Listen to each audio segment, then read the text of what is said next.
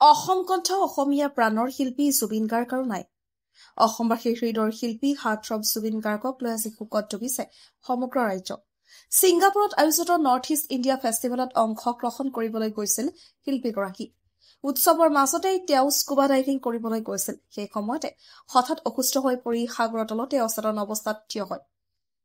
তৎপৰৱৰ্তী চিকিৎসা নোহোৱাত শেষত মৃত্যুবৰণ কৰে এই প্ৰাণৰ শিল্পীগৰাকীয়ে। তেওঁৰ মৃত্যুৰ খবৰে সমগ্ৰ অসমক শোকাহত কৰিছে। অসমীয়াৰ কণ্ঠস্বৰ নতুন প্ৰজন্মৰ অনুপ্ৰেৰণা জুবিন গাৰ্গৰ মৃত্যুত শিক্ষানুৰাগীসকলো, শিল্পী সমাজ আৰু যুৱ প্ৰজন্মই গভীৰ শোক প্ৰকাশ কৰিছে।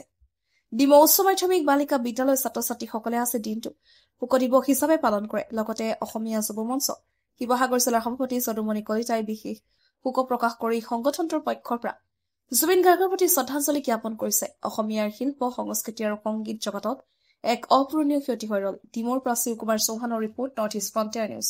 অসমৰ সাংস্কৃতিক জগতৰ ধ্ৰুৱতৰা স্বৰূপ আমাৰ সকলোৰে মৰমৰ শিল্পী জুবিন গাৰ্গ ডাঙৰীয়াই ছিংগাপুৰত অনুষ্ঠিত হৈ থকা নৰ্থ ইষ্ট ফেষ্টিভেলত অংশগ্ৰহণ কৰিবলৈ গৈ এক দুৰ্ঘটনাত পতিত হৈ চিকিৎসালয়ত ইতিমধ্যে শেষ নিশ্বাস ত্যাগ কৰাৰ খবৰ পাই আমি অসমীয়া যুৱ মঞ্চ শিৱসাগৰ জিলা সমিতি অতিকৈ মৰ্মাহত হৈছোঁ।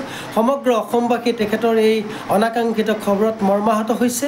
গতিকে আমি এই সময়ত আমি তেখেতৰ আত্মাৰ চিৰশান্তি কামনা কৰিছোঁ আৰু সমগ্ৰ অসমবাসী ৰাইজক তেখেতৰ আত্মাৰ সদ্গতি কামনা কৰি একোগছিকৈ বন্তি প্ৰজ্বলন কৰি তেখেতক আমি শেষ শ্ৰদ্ধা জ্ঞাপন কৰিবৰ কাৰণে অসমীয়া যুৱ মঞ্চৰ শিৱসাগৰ জিলা সমিতিয়ে সমগ্ৰ অসমবাসী ৰাইজলৈ আমি আহ্বান জনাইছোঁ।